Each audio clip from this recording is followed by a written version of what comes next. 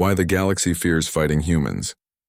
The galaxy has countless species, countless wars, countless empires, yet only one name makes even the most powerful civilizations tremble: humans. They don't fear our numbers. They don't fear our weapons. They fear what happens when humanity fights, because we never stop. The silent arrival. The Stellar Confederation had maintained peace across 17 star systems for over 5,000 years. Their capital station, Harmony Prime, floated majestically in the void between three ancient stars, a testament to the cooperation of 42 species who had learned to live without conflict. Commander Zelath stood on the observation deck, his crystalline form reflecting the starlight as he reviewed the morning reports from the outer territories. Everything changed when sensor operator Kren detected an anomaly near the void barrier, the unofficial boundary of known space. 12 unidentified vessels had appeared without using any recognized faster-than-light corridors. They moved through normal space at speeds that should have been impossible without Confederation technology. Yet their energy signatures suggested something far more primitive. Zelath's four eyes focused on the tactical display as the mysterious ships approached Mining Station 7 in the Kepler sector. The vessels were unlike anything in the Confederation database. Where Confederation ships were works of art with flowing lines and harmonious proportions that reflected their builders' cultures, these newcomers were purely functional. Gray metal boxes with sharp angles and protruding weapon systems. They looked like tools rather than vehicles. The mining station's administrator, a Quellian named Porex, sent urgent communications to Harmony Prime. His voice trembled through the translator as he described the alien vessels surrounding his station without firing a shot. They simply waited, broadcasting a repeating message in multiple frequencies. After 3 hours of analysis, the Confederation's translation systems finally decoded it. We are humans from the planet Earth. We come seeking dialogue and understanding. Please respond. Supreme Chancellor Aldara convened an emergency session of the Confederation Council. Representatives from all member species gathered in the Great Assembly, their diverse forms creating a rainbow of colors and shapes in the amphitheater. The Terrellians floated in their water spheres, the Maxari stood on their 6 legs, and the energy beings from Centaurus flickered like controlled lightning. Aldara's melodious voice filled the chamber as she explained the situation. A new species calling themselves humans had appeared at their borders with functional space travel. According to Confederation law, any species achieving interstellar capability must either join the Confederation or face pacification to prevent future conflicts. The vote was unanimous. They would offer the humans the standard 3 choices that every species before them had received. Ambassador Korvax was dispatched with a full diplomatic fleet to make first contact. His reputation for successfully integrating 12 species into the Confederation made him the obvious choice. As his flagship approached the human vessels near Mining Station 7, he prepared his standard presentation, confident in the outcome. The communication channel opened to reveal the bridge of the lead human ship. A dark-skinned human male sat in the command chair, wearing a simple gray uniform without decoration. Behind him, other humans worked at various stations with focused efficiency. What struck Korvax immediately was their calmness. Most species showed excitement or fear during first contact, but these humans seemed almost expectant. Captain Marcus Webb stood and offered what Korvax would later learn was called a smile. The expression seemed pleasant enough, though the display of teeth would have been considered aggressive in many Confederation cultures. The human spoke in accented but understandable Confederation standard, obviously learned from intercepted communications.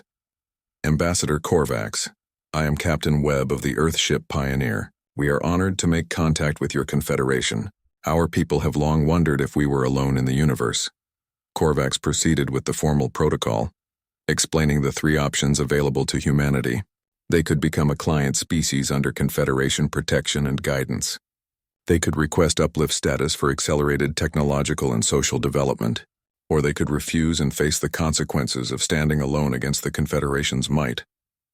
Captain Webb listened without interruption, occasionally nodding as Universal Translator conveyed the terms. When Korvax finished, the human was quiet for a long moment, his dark eyes studying the ambassador with an intensity that made the veteran diplomat uncomfortable. Ambassador, I appreciate your offer, but I need to consult with Earth's leadership. How long do we have to make this decision? Korvax was pleased by the apparent cooperation. Most species required months of debate, but if the humans were already prepared to discuss terms, this could be concluded quickly. He granted them 7 standard days, expecting either immediate capitulation or a request for extended negotiations. As the Confederation fleet waited, more human ships began arriving in the system. Not the dozen vessels initially detected, but hundreds, appearing from various directions as if they had been hiding throughout local space. They took defensive positions around asteroids and moons, transforming the system into a complex web of overlapping fields of fire. War Master Thrain, commanding the Confederation's military escort, observed the human deployments with professional interest. Their tactics were unusual, using celestial bodies as shields and creating kill zones between asteroid clusters. It showed surprising sophistication for a species that had just achieved space travel. Still, their ships lacked energy shields, particle weapons, and gravity manipulation systems that were standard in Confederation vessels. During the waiting period, something unexpected occurred. Human ships began broadcasting on open channels, not military communications but cultural transmissions. Music unlike anything in the Confederation's vast archives filled the void. Stories of human struggle and triumph, art that captured emotions in ways that transcended species barriers, and philosophical discussions about the nature of existence and freedom. A young Quellian communications officer named Yates found herself listening to something called Beethoven's Ninth Symphony during her night shift. The music spoke of universal brotherhood, of joy found through suffering, of hope that transcended despair. She had never heard anything that moved her so deeply, and she was not alone. Throughout the Confederation fleet, crew members were secretly tuning into human broadcasts. On the 4th day, Captain Webb requested another meeting with Ambassador Korvax. This time he was accompanied by an elderly human female who introduced herself as Secretary General Chen of the United Earth Government. Her lined face showed the weight of leadership, but her eyes held a strength that reminded Korvax of veterans who had seen terrible battles. Ambassador, we have carefully considered your offer, she began, her voice steady and clear. Humanity has spent its entire history fighting for freedom, suffering for it, dying for it. We have made mistakes, terrible ones, but we have learned from each. We cannot accept subordination to another power, no matter how benevolent. Korvax felt a mixture of surprise and regret. In 5,000 years, only 3 species had refused Confederation membership, and none had survived the pacification that followed. He tried once more to explain the benefits of joining, the protection and prosperity the Confederation offered, but Secretary General Chen raised her hand gently. We understand what you're offering, Ambassador. Safety, comfort, peace. But humanity has learned that peace without freedom is just another form of death. We choose to remain independent. The transmission ended, leaving Korvax staring at a blank screen. He immediately sent a priority message to the Confederation Council. The humans had refused. Protocol was clear. The pacification fleet must be deployed. As news of humanity's decision spread through the Confederation fleet, something unusual began happening. Crew members started asking questions they had never asked before. Why did the humans refuse such a generous offer? What was this freedom they valued above safety? What kind of species would choose possible extinction over subordination? On Earth, the reality of the situation was sinking in. President Martinez addressed the Global Defense Council from the underground command center beneath Mount Cheyenne. The holographic displays showed the positions of Confederation forces and Earth's defensive preparations. The odds were not encouraging.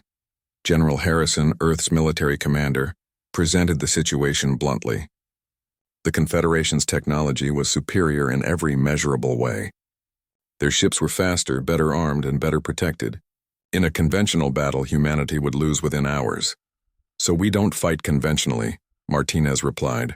We fight like humans always have when facing superior forces. We fight smart, we fight dirty, and we fight with everything we have. The room fell silent as she continued. Every guerrilla war, every resistance movement, every time humans have faced impossible odds and survived, we've done it by refusing to fight on our enemy's terms. Space is vast, and they expect us to form battle lines and exchange fire like civilized people. We won't give them that satisfaction. Over the next 3 days, Earth's preparation shifted into overdrive. Every available ship was armed, including civilian vessels. Asteroid mining operations were converted into weapon platforms. The moon became a fortress bristling with mass drivers and missile batteries. Most importantly, cyber warfare specialists worked around the clock analyzing Confederation systems for vulnerabilities. Lieutenant Sarah Kim, a xenopsychology specialist, made a crucial observation during the preparation. The Confederation species all had peaceful histories. They had achieved space travel through cooperation and had never faced existential threats. Their wars were formal affairs with rules and conventions. They had no concept of total war, of entire populations fighting for survival. They think we're primitive because we still have wars, she explained to the Defense Council. They don't understand that our conflicts have been our teacher. Every war has taught us something about survival, adaptation, and the price of freedom. As the 7th day dawned, the Confederation pacification fleet began arriving at the edge of the solar system. 500 of the galaxy's most advanced warships, commanded by Fleetmaster Craven, a veteran who had pacified 6 species in his career. He expected another quick victory, another primitive species learning they couldn't stand against Confederation might. What he found instead was something that would haunt him for the rest of his days. The entire solar system had been transformed into a battlefield. Every moon, every asteroid, every piece of space debris had been weaponized. Human ships didn't form neat battle lines but scattered throughout the system in seemingly random patterns that actually created overlapping fields of fire and mutual support positions. More disturbing were the transmissions coming from Earth. Instead of panic or pleas for mercy, human media was broadcasting defiance, songs about standing against tyranny, stories of underdogs defeating giants, images of every time in human history when people had chosen death over submission. The humans weren't preparing to surrender. They were preparing to make the Confederation pay for every meter of space. Captain Webb, now commanding the defensive fleet from the battleship Defiance, sent one final message to the Confederation forces. His words would echo through history, becoming a rallying cry for oppressed species throughout the galaxy. You come here thinking you'll face another species that values survival over freedom. You're wrong. Humans have a saying, live free or die. Today, you'll learn what that means.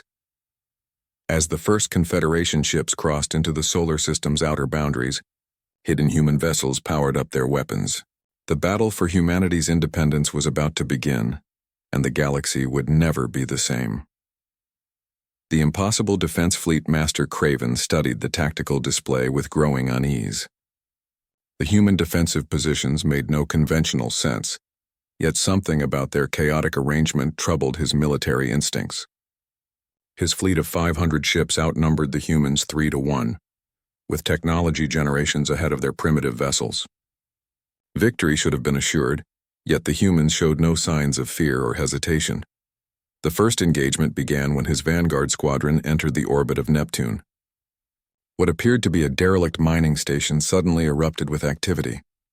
Mass drivers, crude but effective kinetic weapons, launched streams of accelerated metal fragments toward the Confederation ships.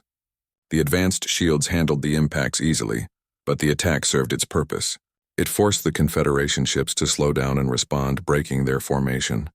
Then came the first surprise. As the Confederation ships focused on the station, human vessels emerged from behind Neptune's moons, having hidden in the sensor shadows. They fired not advanced energy weapons but simple nuclear missiles, hundreds of them, creating a cloud of radiation and debris that overwhelmed sensor systems. In the confusion, 3 small human ships accelerated to ramming speed. Commander Yorith of the Confederation cruiser Eternal Light watched in horror as the human vessel Sacrifice aimed directly at his ship. He could see the human crew through the viewport, standing at their posts, singing something over open channels. The melody was haunting, speaking of glory and honor in death. The Sacrifice struck the Eternal Light's shield generator array at 20% light speed. Both ships vanished in an explosion visible from Earth. Craven ordered his fleet to maintain distance and use their technological superiority, but the humans had other plans. Throughout the solar system, hidden installations activated. Jupiter's moons had been turned into massive slingshot systems, using the planet's gravity to launch projectiles at Confederation forces. Saturn's rings concealed mines that activated when Confederation ships passed nearby. Even tiny asteroids had been hollowed out and filled with nuclear weapons, becoming guided missiles. On Earth, the Global Defense Council monitored the battle through quantum-encrypted communications. General Harrison watched as humanity's carefully planned trap unfolded. Years of studying science fiction, war games, and historical battles had prepared them for this moment. Every dirty trick, every desperate gambit, every last-stand tactic from human history was being deployed simultaneously. Dr. Sarah Kim coordinated the Psychological Warfare Division. While the space battle raged, Earth broadcast continuously on all frequencies, not military communications or propaganda, but humanity's cultural heritage. Mozart and Beethoven, Shakespeare and Tolkien, images of children playing and elderly couples holding hands. They showed the Confederation what they were trying to destroy. Not a military force, but a civilization. A species that created beauty even while preparing for war. The effect on Confederation forces was immediate and profound. Ensign Tilak, a young Quellian serving on the battleship Harmony's Sword, found himself listening to a human poem called Do Not Go Gentle Into That Good Night, while his ship prepared to bombard Earth's moon bases. The words spoke of rage against the dying of light, of fighting even when defeat seemed certain. He had never encountered such defiant beauty in the face of death. As the battle continued, human tactics grew increasingly unconventional. Civilian ships loaded with volunteers made suicide runs against Confederation vessels. Children on Earth sent messages to Confederation crews, asking them why they wanted to hurt people who had done nothing to them. Human hackers, having studied Confederation transmissions for days, began infiltrating their communication networks, not to steal military secrets, but to share pictures of Earth, its cities, its people, its dreams. Captain Marcus Webb commanded the human fleet from increasingly desperate positions. The Defiance had taken heavy damage. Half his crew was dead, but he continued coordinating the defense with calm determination. When a Confederation boarding party breached his ship, they found the bridge crew had welded themselves to their posts, ensuring they would die at their stations rather than surrender. The boarding party leader, Commander Zeth, had pacified dozens of ships in his career, but he had never seen anything like this. The human crew members were not military drones or fanatics. They were teachers, engineers, artists, parents who had chosen to die rather than see their world conquered. As Zeth stood over Captain Webb's body, still strapped to his command chair with a photo of his family clutched in his hand, the commander felt something he had never experienced in battle before. Doubt. 3 days into the battle, the Confederation had lost 40 ships while destroying over 200 human vessels. By any mathematical calculation, they were winning decisively. Yet human resistance grew stronger with each loss. For every ship destroyed, 2 more seemed to emerge from hidden positions. Civilian vessels from Mars and the asteroid belt continued arriving, their crews broadcasting farewell messages to loved ones before engaging Confederation forces. The turning point came when the human ship Hope's Last Stand made its final run. Captain Maria Santos, her ship crippled and burning, aimed for the Confederation flagship. As her ship accelerated, she broadcast not a battle cry, but a children's choir singing, "Somewhere Over the Rainbow." The sweet voices of Earth's children filled the communication channels as Santos' ship struck the eye. Flagship's command section, Fleetmaster, Craven survived but barely. As medical teams treated his injuries, he listened to reports from across the fleet. Morale was collapsing. His crews were refusing orders, unwilling to continue killing beings who faced death with such grace and defiance. Several ships had stopped fighting altogether, their crews in tears from the constant barrage of human culture, the songs, the stories, the images of what they were destroying. On the Confederation battleship Righteous Fury, a mutiny was brewing. The crew had been listening to human transmissions for days. They had heard stories of human history, of standing against oppression, of choosing death over slavery. They had heard Martin Luther King speaking about dreams, Nelson Mandela talking about freedom, and ordinary humans explaining why they would rather die than submit. Lieutenant Commander Vess, a Tyrellian who had served the Confederation for 50 years, made a decision that would change everything. She opened a communication channel to the nearest human vessel, a battered frigate called Endurance. "Human ship, this is Lieutenant Commander Vess.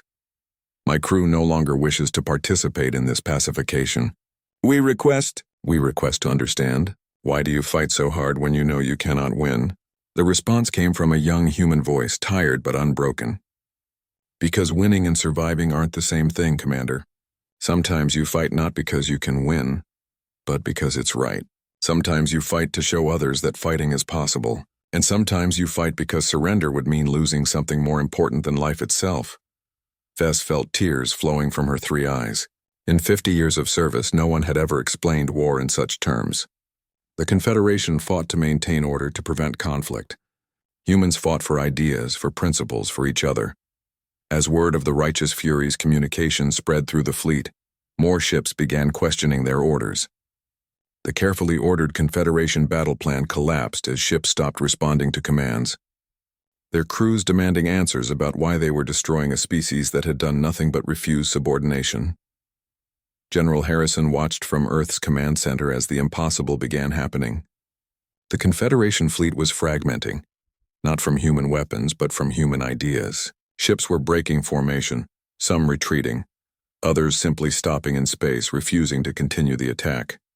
"Sir," reported Lieutenant Kim, "we're receiving surrender signals, not from us to them, from Confederation ships requesting ceasefire." President Martinez stood slowly, hardly daring to believe what she was seeing. Humanity had lost 60% of its defensive fleet. Thousands were dead, but they had achieved something no other species had managed. They had made the Confederation doubt itself. Secretary General Chen opened a channel to the Confederation fleet. Her voice was calm but carried the weight of humanity's sacrifice. "Fleet Master Craven, this is Earth. We are prepared to continue fighting until our last ship, our last weapon, our last breath. But we would prefer to talk, not about surrender but about understanding. You came here to pacify us.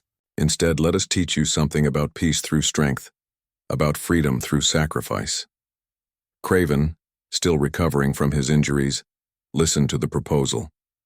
Around him, his officers were openly weeping, some from grief at their losses, others from shame at what they had been doing. The humans had lost most of their fleet but stood ready to continue fighting. His forces were intact but broken in spirit. "What do you propose?" he asked, his voice heavy with exhaustion. "A ceasefire," Chen replied. "Let us meet not as conqueror and conquered but as beings trying to understand each other. Let us share our history, our culture, our dreams. You might find that humans have something to offer the galaxy beyond subordination." The battle for Earth had lasted only 4 days, but it had changed the fundamental understanding of strength in the galaxy. The Confederation had learned that technological superiority meant nothing against a species willing to sacrifice everything for freedom. The humans had learned that sometimes the greatest victory comes not from defeating your enemy, but from changing their hearts. As the ceasefire took effect, human rescue ships began recovering survivors from destroyed vessels, both human and Confederation. In the medical bays, human doctors treated wounded Confederation soldiers with the same care they gave their own people. Confederation crews watched in amazement as humans mourned their dead enemies alongside their own fallen, recognizing the tragedy in all loss of life. Commander Zeth, who had led the boarding party that found Captain Webb's body, requested permission to attend the human memorial service. He stood among thousands of humans as they honored their dead, and when they included the names of Confederation soldiers who had died, he broke down completely. No species had ever honored enemy dead before. It was unprecedented, incomprehensible, and deeply moving. The echo of defiance. The ceasefire had held for 2 weeks, but tension filled the space around Earth like radiation from a dying star. Confederation reinforcements continued arriving at the edge of the solar system, while humanity scrambled to rebuild its shattered defenses. In the neutral zone established between the two forces, a single human ship and a Confederation vessel floated side by side, connected by a docking tube that had become the bridge between two civilizations. Inside the makeshift conference room, Secretary General Chen sat across from Fleet Master Craven, his injuries still visible despite Confederation medical technology. Between them lay reports, data pads, and the weight of decisions that would affect billions of lives. Around the table, representatives from both sides watched nervously as history unfolded. "Your people continue to prepare for war," Craven observed. gesturing toward the tactical displays showing human activity throughout the system. New defensive platforms were being constructed at remarkable speed, and civilian ships continued converting to military purposes. Chen nodded without apology. As do yours, Fleetmaster. The difference is, we're not preparing to conquer anyone. We're preparing to defend our freedom. There's a distinction your Confederation seems unable to grasp. Ambassador Korvax, who had returned to mediate, interjected carefully. The Confederation has maintained peace for 5 millennia. Surely that counts for something. Peace for whom? Asked General Harrison, his scarred face showing the cost of the recent battle. Your client species? Do they have a choice in this peace? Can they leave if they want? Can they determine their own futures? The question hung in the air like an accusation. In 5,000 years, no one had asked such things. The Confederation was peace, order, prosperity. It had never occurred to most member species that these gifts came with chains, however gilded they might be. Dr. Sarah Kim had spent the 2 weeks studying captured Confederation technology and intercepted communications. What she discovered changed everything. She activated a holographic display showing the Confederation structure. A vast web of interdependencies that looked beautiful until you realized what it truly represented. Your Confederation isn't a government, she explained.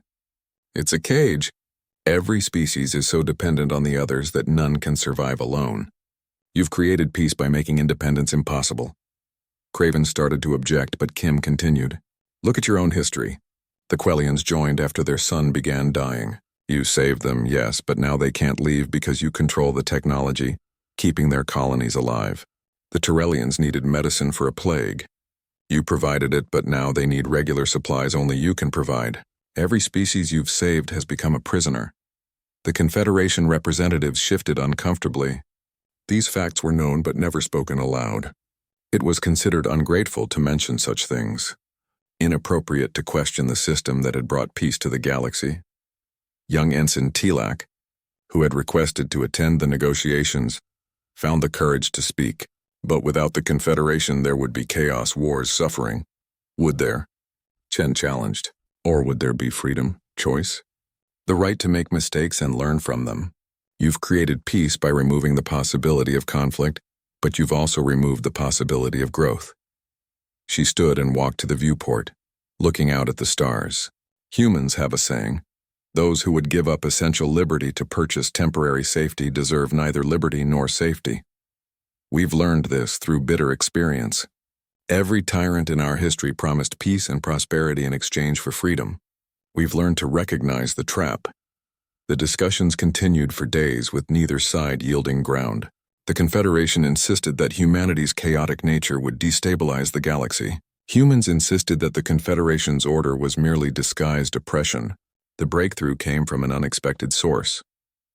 Throughout the solar system, the cultural exchanges that had begun during the battle continued despite official tensions. Human and Confederation soldiers who had fought each other were now sharing stories, music, and philosophy. The transformation was remarkable and completely unauthorized. On the Confederation destroyer Harmony's Grace, Commander Yeltsin had started what he called human studies. His crew gathered each day to listen to human music, discuss human literature, and try to understand these beings who had chosen death over submission. They studied human history, amazed at how many times the species had faced extinction and survived through sheer determination. The story of Stalingrad fascinated them, where humans had fought for every building, every room, every meter of ground against a superior force. The Warsaw Ghetto uprising, where a handful of poorly armed civilians had held off an army because surrender meant death. The story of Thermopylae, where 300 warriors had faced thousands, knowing they would die but standing firm anyway. They've been practicing for this moment their entire history, Yeltsin told his crew. Every war, every resistance, every impossible stand has been preparing them for this. We came thinking we would face another primitive species. Instead, we faced the graduates of 10,000 years of warfare. Word of these unauthorized exchanges reached both commands simultaneously. Craven was furious, threatening court-martial for any crew engaging with humans. Martinez and her council saw an opportunity. If Confederation forces were learning about humanity through culture rather than combat, perhaps that was the real path to peace. Double the cultural broadcasts, Martinez ordered. Everything we have. Music, art, literature, philosophy, history, show them who we really are. What followed was the greatest propaganda campaign in human history, except it wasn't propaganda, it was truth. Humans broadcast their failures alongside their successes, their mistakes along with their triumphs. They showed the Holocaust and slavery, but also how they had learned from these horrors. They shared their wars, but also their peace movements. They revealed themselves completely, hiding nothing. The effect on Confederation forces was profound. Species that had lived in enforced harmony for millennia were seeing something they had never imagined.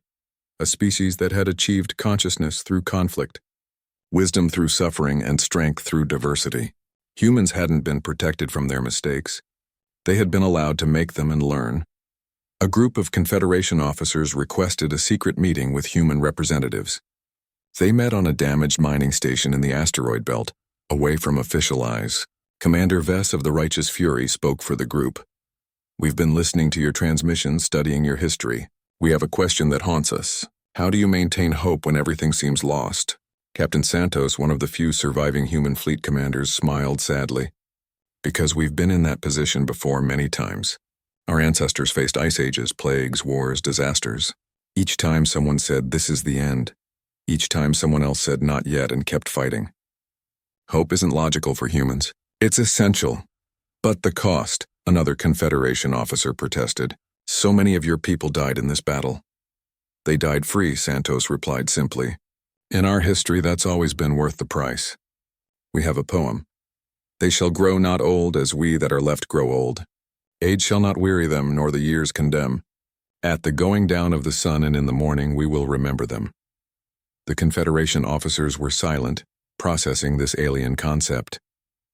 In their society, death in battle was a failure, a tragedy to be prevented at all costs. For humans, death in defense of freedom was the highest honor. Back at the official negotiations, the deadlock was breaking, but not in the way anyone expected. Reports were flooding in from across Confederation space.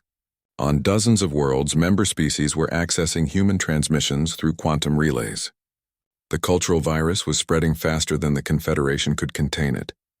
On the Quellian homeworld, workers were listening to human songs about labor rights and freedom. On Tyrellian colonies, citizens were reading human philosophy about individual liberty and self-determination. On the water world of Aquarius, the peaceful Nebulans were studying human history and asking why they had never been given the choice to refuse Confederation membership. High Counselor Aldara herself arrived at the solar system aboard the Confederation's most powerful dreadnought. She had ruled the Confederation for 600 years with wisdom and benevolence, or so she had believed. Now faced with humanity's defiance and the growing unrest among member species, she realized the foundation of her empire was cracking. "You've infected our people with your chaos," she accused Chen during their first meeting. "We've shown them that chaos and freedom are often the same thing," Chen replied. "Your order came at the cost of choice. We've simply reminded them that choice exists." Aldara studied the human leader, seeing not a primitive barbarian but someone who understood power in ways the Confederation had forgotten. "What do you want? What will it take to end this?" "Recognition of human sovereignty. The right to remain independent. Trade and cultural exchange with any species that chooses it. No forced integration, no pacification, no threats. Impossible. If we allow one species to remain outside the Confederation, others will want the same. The system will collapse." Chen leaned forward. "Then perhaps it should. Perhaps 5,000 years of forced peace should end, and something better should take its place. Something based on voluntary cooperation rather than coercion." The statement was treasonous by Confederation standards, but Aldara couldn't deny its truth. The human defiance had exposed the fundamental weakness of the Confederation. It was built on fear rather than trust, on dependence rather than cooperation. As negotiations continued, the situation in space grew more complex. 3 Confederation ships defected, their crews requesting asylum with humanity. Earth granted it immediately, welcoming the defectors as friends. The precedent was shattering. No one had ever left the Confederation before because no one had imagined it was possible. The tipping point came when the Maxari, one of the Confederation's founding species, announced they were reconsidering their membership. If humans could stand alone, perhaps others could too. The announcement sent shockwaves through the galaxy. The Confederation wasn't just facing one rebellious species. It was facing the potential dissolution of everything it had built. Hearts before weapons. The great concert hall on Luna had been rebuilt from the ruins of a destroyed defense installation. Where mass drivers had once launched death at Confederation ships, now stood an amphitheater open to the stars, its transparent dome showing Earth hanging in the sky like a blue jewel. The transformation had taken only 3 weeks, but its impact would last forever. Musicians from Earth gathered alongside Confederation performers who had volunteered to participate despite official prohibition. The program was ambitious, a joint performance combining human and alien music, an attempt to create harmony from discord. As audiences from both sides filled the seats, tension and curiosity mingled like opposing magnetic fields. Conductor Yuki Tanaka stood before the mixed orchestra, her baton trembling slightly. Half her musicians were human, the other half Confederation beings who had defied orders to be here. The Tyrellian string players floated in their water-filled sections, their tentacles holding modified instruments. The crystalline Zathari would provide harmonic resonances impossible for human ears to fully appreciate. The humans brought their violins, cellos, and brass instruments that seemed primitive beside alien technology, yet produced sounds that touched souls across species barriers. The first piece was Beethoven's Ninth Symphony, but arranged to incorporate alien harmonics and frequencies. As the music began, something magical happened. The human instruments provided the emotional core while alien additions created layers of beauty previously impossible. When the chorus rose to sing Ode to Joy in 17 different languages simultaneously, beings who had been trying to kill each other weeks before wept openly. In the audience, Fleet Master Craven sat beside Secretary General Chen. Neither had wanted to attend, but their presence was necessary for the symbolism. As the music washed over them, both leaders found their rigid positions softening. Music had no politics, no agenda. It simply existed, bringing beauty into a universe that often seemed dominated by darkness. Your Beethoven was deaf when he composed this, Craven said quietly, his voice carrying wonder. He created such beauty without being able to hear it. That's humanity, Chen replied. We create beauty not because it's easy, but because we must. Even in our darkest moments, someone is composing a symphony, writing a poem, or painting a picture. It's how we prove that existence means more than mere survival. The concert was broadcast throughout human and Confederation space simultaneously. On warships preparing for battle, crews stopped to listen. On worlds that had never heard human music, billions of beings discovered something they hadn't known they were missing. The rigid harmonies of Confederation music had always been pleasant but safe. Human music was wild, unpredictable, and alive with possibility. After the concert, an unofficial gathering formed outside the dome. Humans and Confederation beings mingled freely for the first time, sharing food, stories, and laughter. A young human engineer named David found himself discussing propulsion theory with a Quellian scientist. Their species were supposed to be enemies, but they discovered a shared passion for understanding the universe. Your ships use a fascinating approach to faster-than-light travel, the Quellian noted. Crude but effective. With some modifications, the efficiency could be improved by 300%. David grinned. Want to help us figure it out? I've got some ideas about your shield technology that might interest you. Similar exchanges were happening throughout the gathering. A human chef was teaching a Maxari the art of making pizza. A Confederation healer was showing human doctors techniques for regenerating tissue. Children from both species played together, unconcerned with the politics that divided their parents. High Counselor Aldara watched from her ship, troubled by what she saw. The gathering looked like Confederation unity celebrations, but it was fundamentally different. No one had ordered these beings to interact. No protocol demanded they share their knowledge. They were choosing to connect, and that choice made all the difference. They're doing naturally what we've forced for millennia, observed her advisor, Counselor Tem. Perhaps the humans understand something we've forgotten. Meanwhile, throughout human space, resistance cells were forming, but not for violence. Humans who had studied Confederation technology during the battle were creating innovations that shouldn't have been possible with Earth's limited resources. They were combining human creativity with alien science, producing hybrid technologies that surpassed both. Dr. Marcus Webb, son of the fallen Captain Webb, led a team developing something called the Freedom Drive. It combined human quantum computing with Confederation subspace technology to create a propulsion system that would make any ship using it impossible to track or intercept. If successful, it would mean no force in the galaxy could prevent humans from going wherever they chose. My father died believing humanity deserved freedom, Marcus told his team. We're going to ensure his sacrifice meant something, not through weapons but through innovation. We'll make humanity too valuable to conquer and too mobile to contain. The cultural exchange continued to accelerate despite official attempts to stop it. Confederation citizens were learning about human concepts like jazz, improvisation, and creative chaos. They discovered that humans had no central cultural authority, no approved art forms. Anyone could create anything, and value was determined by individual response rather than official decree. A Tyrellian artist named Flux created the first Confederation painting inspired by human abstract expressionism.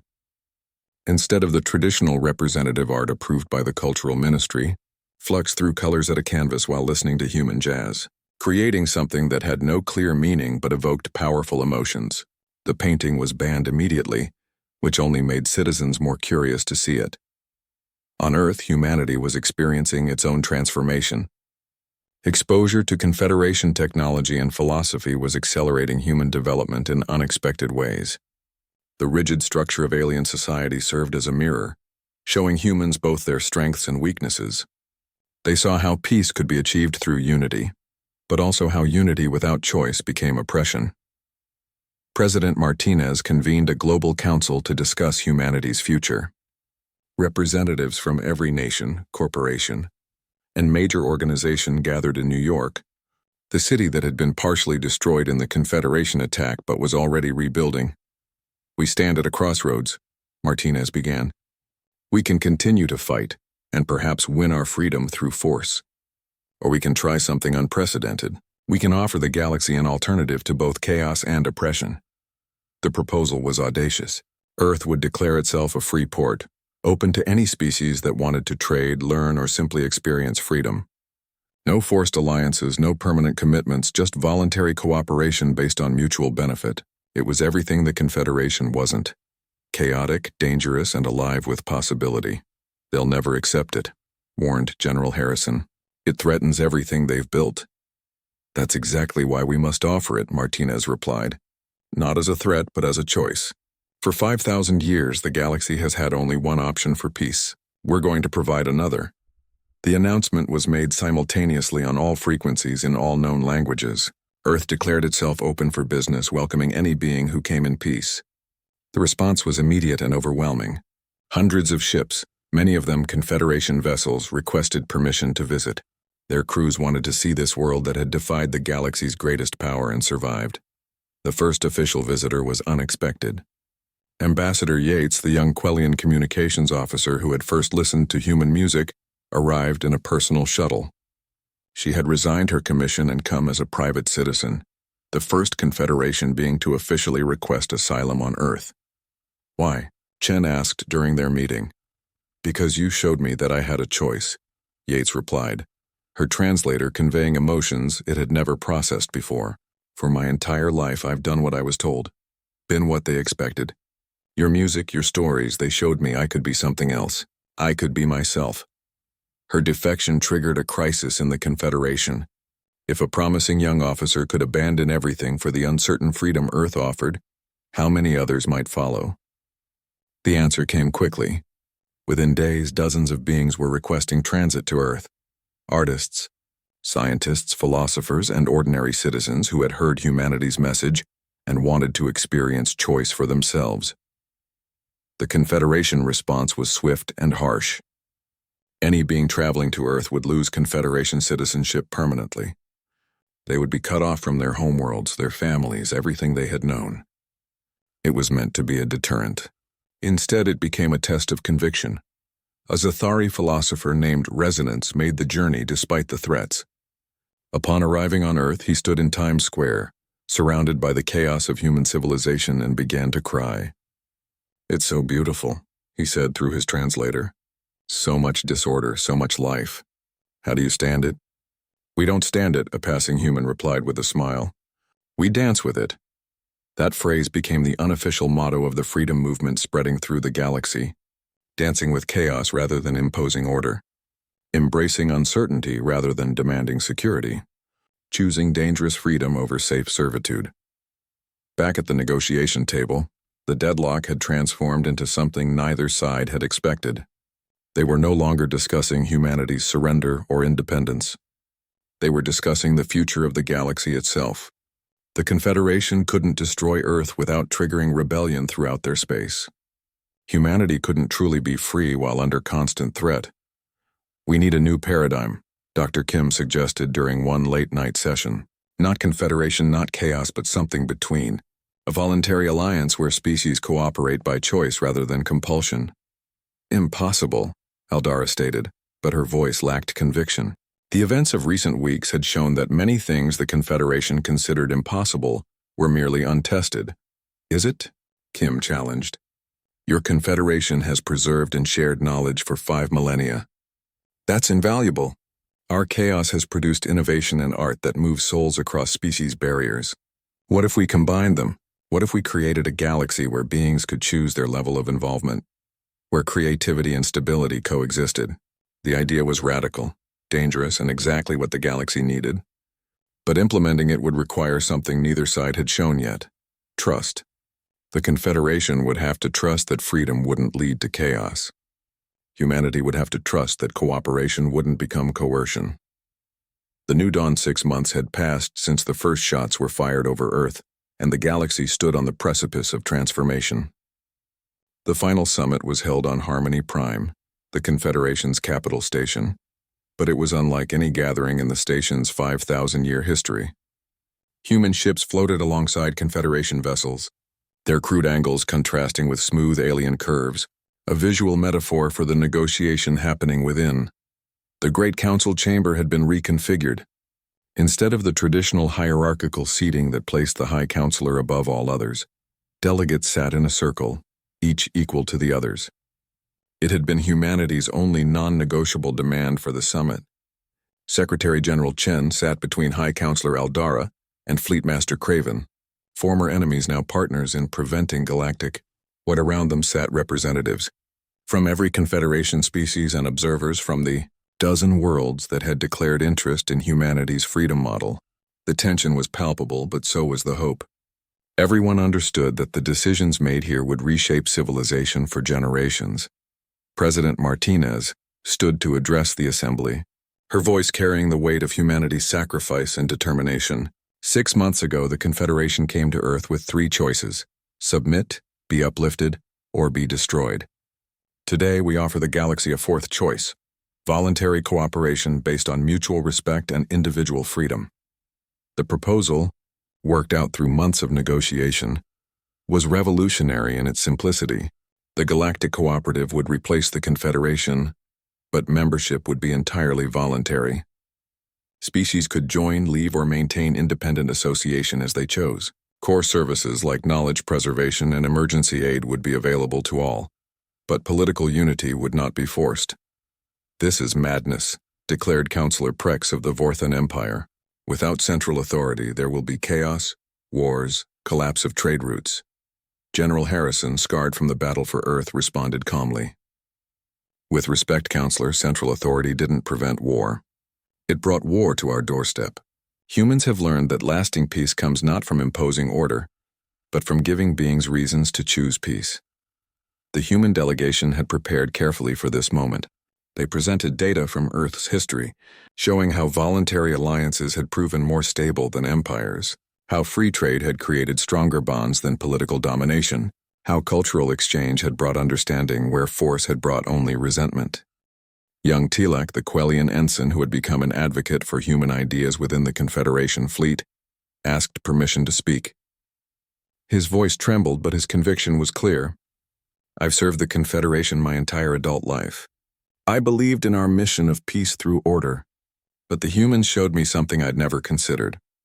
Peace without choice isn't peace. It's just the absence of conflict.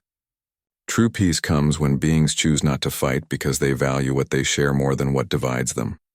The debate raged for days.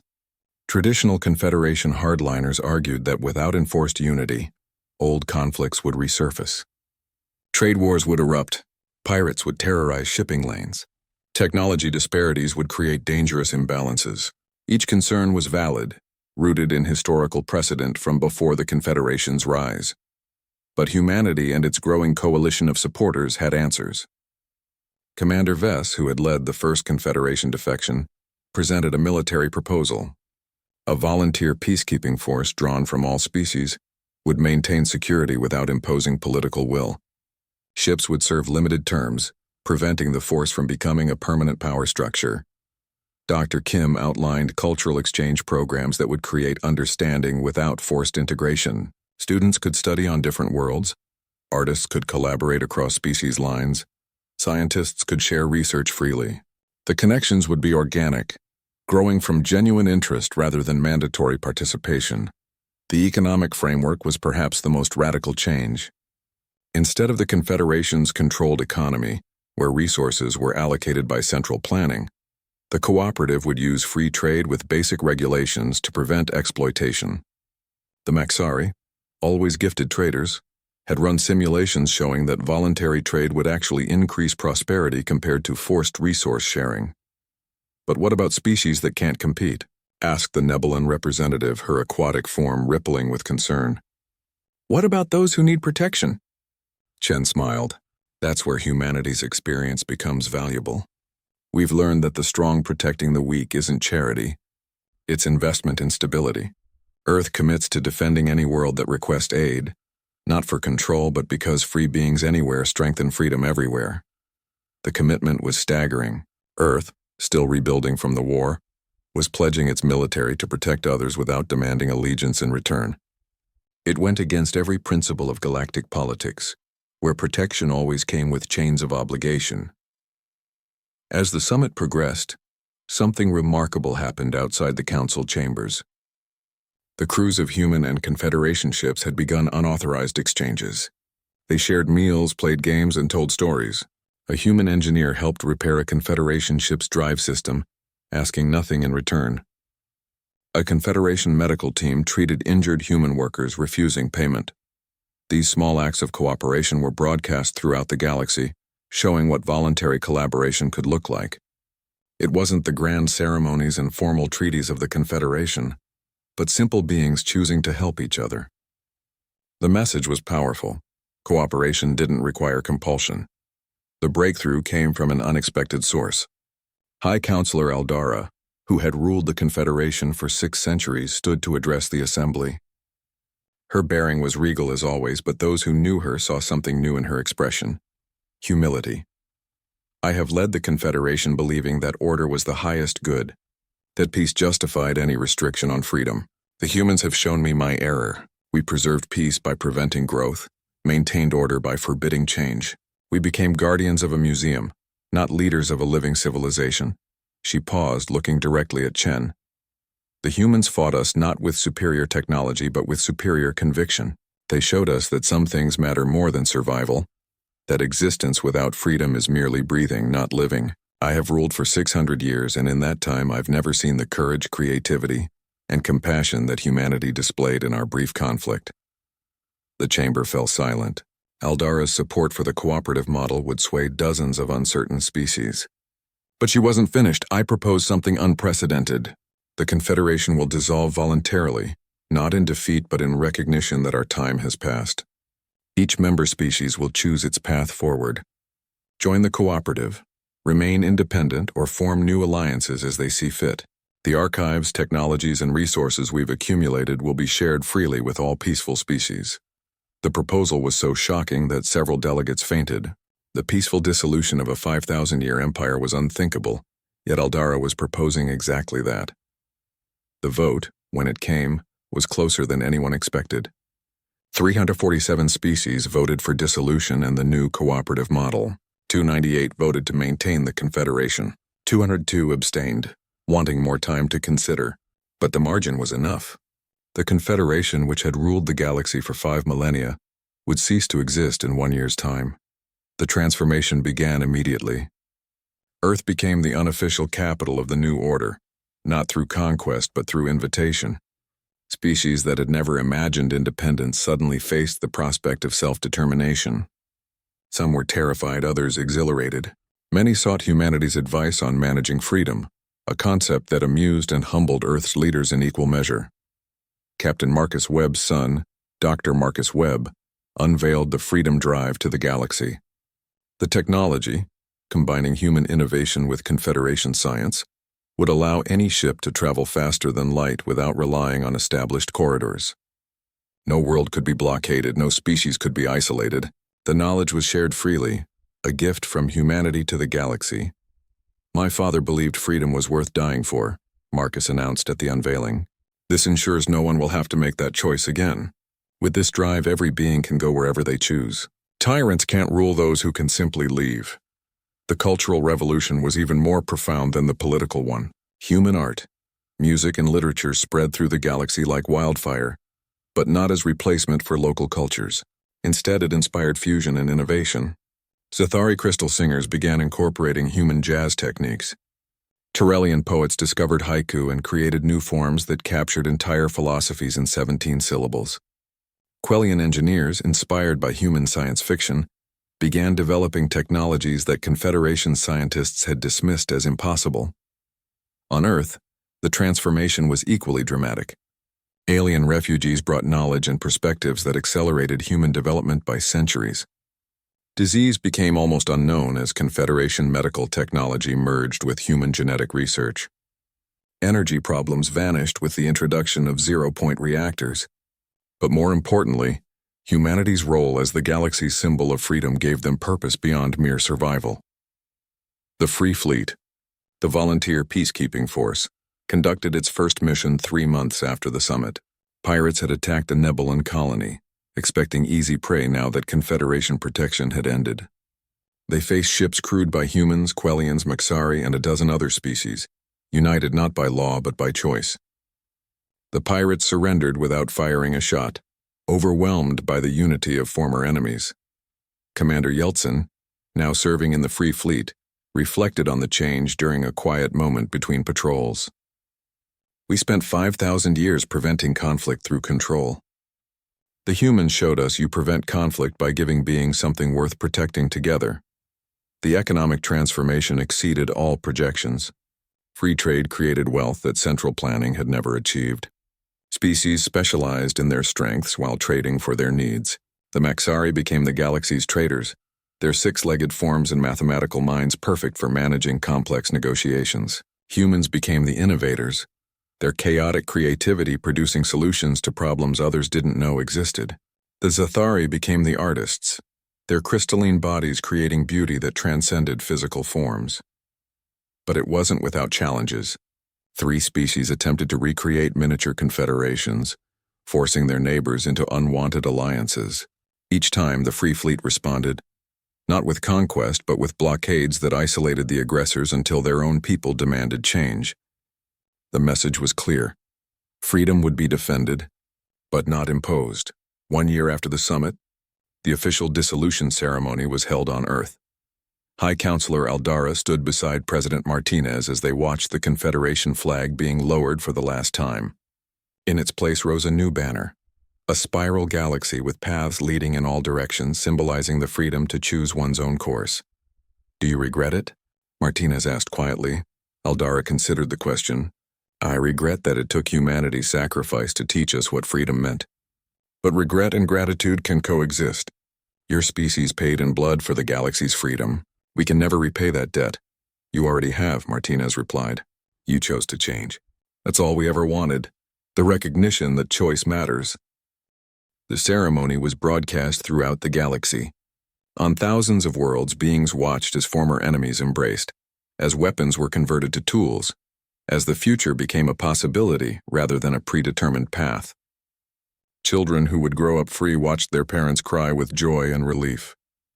5 years later, Dr. Sarah Kim stood in the Galactic Cultural Exchange, formerly the Confederation Council Chambers. The walls displayed art from 300 species, each piece unique yet part of a greater whole. Musicians from dozens of worlds prepared for a concert celebrating the 5th anniversary of the cooperative's founding. A young human girl approached, holding hands with a Quellian child, their friendship natural despite their species' former enmity. "Dr. Kim, my teacher says you helped create all this.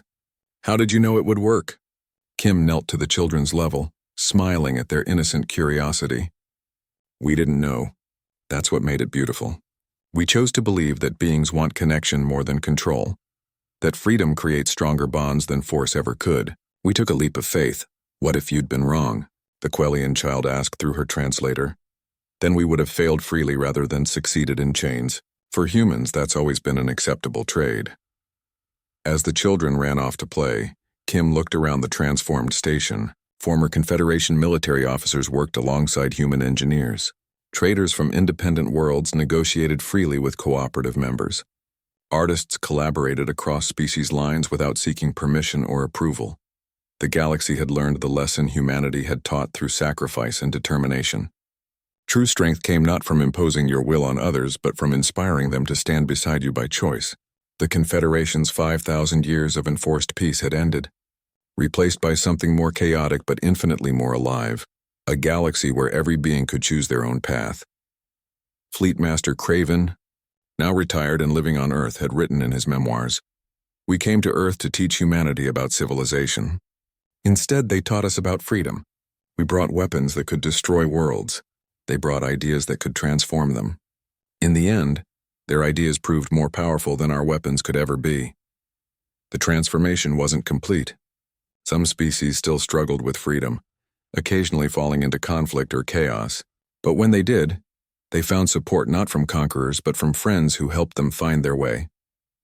The galaxy had learned that falling was acceptable as long as someone was there to help you stand again." As Earth's sun set over the Pacific, casting golden light across the memorial to those who had died in the battle for Earth, the inscription on the monument captured the essence of humanity's gift to the galaxy. They died not as subjects or soldiers, but as free beings defending the right of all consciousness to choose its own path. Their sacrifice opened doors that had been closed for 5 millennia. In their memory, we pledge that those doors will never close again.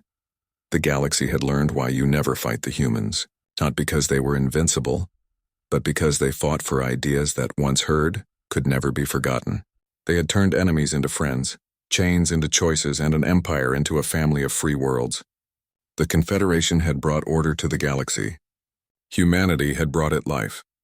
In schools across 1,000 worlds, children learned about the battle for Earth, but more importantly, they learned about the peace that followed.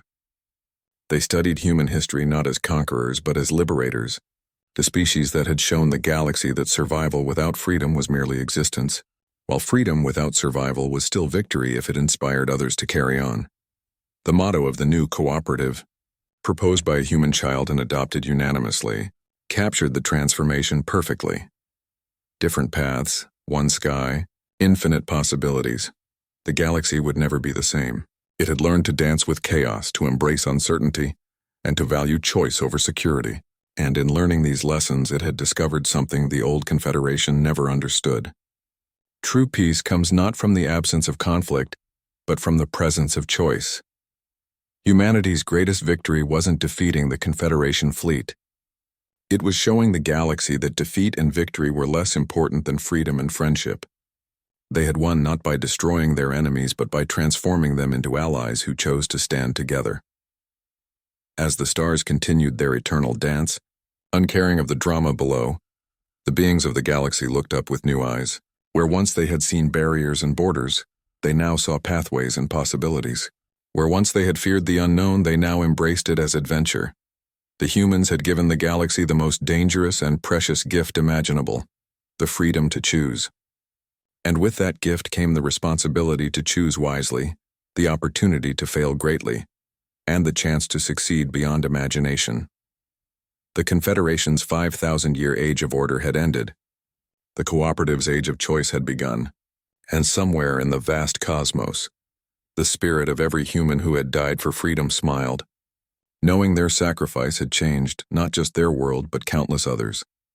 The galaxy had learned the ultimate truth. Humans don't conquer through strength.